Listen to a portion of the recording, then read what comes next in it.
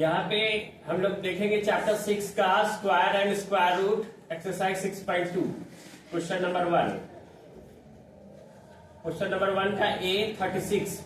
इसमें एक फॉर्मूला है, इसका यूज करेंगे हम लोग a प्लस बी का whole square, A square plus 2ab plus B square. ये जो है फॉर्मूला 8th क्लास से ही शुरुआत होती है, तो इसी का हम लोग यूज करेंगे। कैसे यूज करेंगे, यहाँ देखिए 36 को क्या करेंगे, दो पार्ट में डिवाइड करेंगे। 30 प्लस 6 का होल स्क्वायर इस तरह से लिखेंगे। इसके बाद 30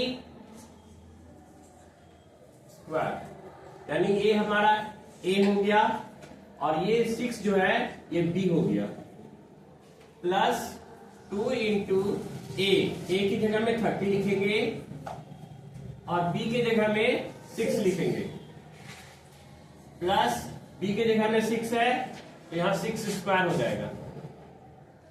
और इसको सॉल्व करेंगे, 30 का स्क्वायर 900 और 2 3 जा 6, 6 6 जा 36, 36 एक जीरो लगा देंगे, 360 हो जाएगा, प्लस 6 6 जा 36। अब ये तीनों को ऐड करेंगे तो 6 0 0 6 3 6 9 9 0 9 और यहाँ पे 3 9 12 1 2 9 6।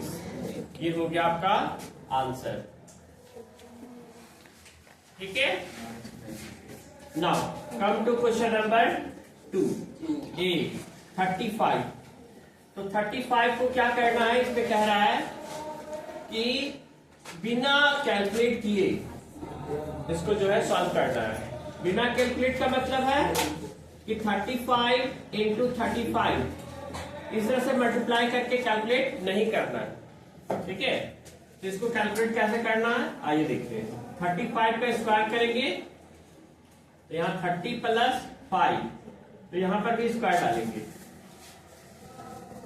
यहां पर भी स्क्वायर डालेंगे। तो इसको जो है यहां पर बताया गया फॉर्मूला के मेथड से, अब यहां पर जो है बिना फॉर्मूला का करेंगे। 30 प्लस 5, 30 प्लस 5। ठीक है, दो बार लिखेंगे और दो बार लिखने के बाद अब इसमें जो है पॉलिनोमियल का मल्टीप्लाई कैसे करते हैं, जैसे यहाँ देखिए 30 यहाँ लिखा हुआ है तो 30 यहाँ लिखेंगे और फिर ये दोनों को लिखेंगे यहाँ पर 30 प्लस 5, फिर यहाँ पर प्लस 5 है तो यहाँ लिखेंगे प्लस 5, फिर ये दोबारा दोनों को लिखेंगे 30 प्लस 5 इस तरह से लिखेंगे, अरेंज करेंगे। अब क्या करेंगे, इसको मल्टीप्लाई करेंगे। 3 3 जा 900, 3 5 जा 15 150, प्लस 5 3 जा 15 150, 5 5 जा 25। इस तरह से मल्टीप्लाई करेंगे। कैसे मल्टीप्लाई किए, इसको इससे मल्टीप्लाई कर रहे हैं, फिर इसको इससे मल्टीप्लाई कर रहे हैं, फिर इसको इससे मल्टीप्लाई कर रहे हैं, फिर इसको इससे मल्टीप्लाई कर रहे हैं। इस तरह से मल्टीप्लाई हो रहा है। अब यहाँ पर 900 तीनों को चारों को ऐड करेंगे, यहाँ पर 300 हो जाएगा और 25। अब तीनों को ऐड करेंगे, क्या होगा, 9 3 12 और इधर 25 1 2 2 5। ये हो गया आपका आंसर। ठीक है, now come to Pythagoras triplet. ये बिल्कुल नया है, पाइथागोरस प्रॉपर्टीज आप लोग पहले से जानते थे, तो उसी का एक दूसरा रूप है पाइथागोरस ट्रिपलेट। पाइथागोरस ट्रिपलेट का मतलब होता है उसपे 3 वैल्यू होता है। तो 3 वैल्यू में क्या होता है, 2m, m स्क्वायर माइनस 1 और m स्क्वायर प्लस 1। ये 3 वैल्यू होता है अलग अलग।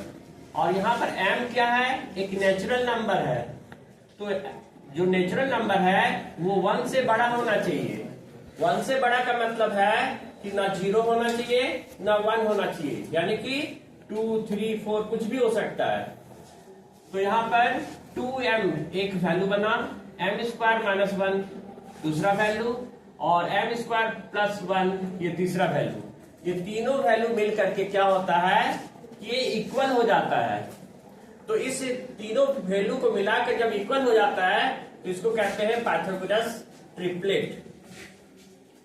तो यहाँ पर 3 वैल्यू है, और ये जो है 2 वैल्यू को हमेशा स्क्वायर करके जो ऐड करेंगे तो तीसरा वैल्यू के स्क्वायर के इक्वल होता है। तो जैसे यहाँ पर एक वैल्यू दिया हुआ है तो 2 वैल्यू हमें निकालना है। तो फर्स्ट वैल्यू दिया हुआ है तो यहाँ पर लिखेंगे ये पहला वैल्यू दिया हुआ है 2m इक्वल टू 6।